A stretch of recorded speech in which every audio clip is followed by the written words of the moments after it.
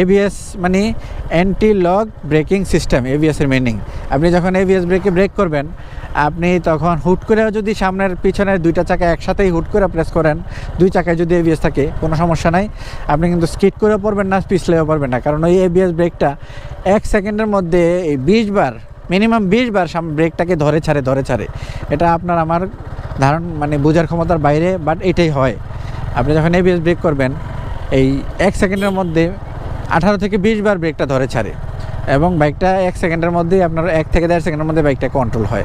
এই জন্য এবিএস ব্রেকে আপনি হুট করে ব্রেক লক করেন, কোনো সমস্যা নাই। আর যাদের এক চাকায় এবিএস মানে সামনের চাকায় এবিএস, পিছনের চাকায় নন এবিএস, আমারটাই ধরেন, আমি সামনের ব্রেকটা চাইলে যে কোনো ইমার্জেন্সি মুহূর্তে আমি হুট করে চাপ দিয়ে ধরতে পারবো, কোনো সমস্যা নাই। বাট পিছনের ব্রেকটা যদি হুট করে ধরি, সেক্ষেত্রে আমার চাকা স্কিড করবে, পিছলে পড়ে যাওয়ার সম্ভাবনা থাকবে। পিছনের ব্রেকটা আমি যখন ধরবো ইমার্জেন্সি মুহূর্তে এই 40, 80, 100 এভাবে রেশিও মেনটেন করে ধরবো।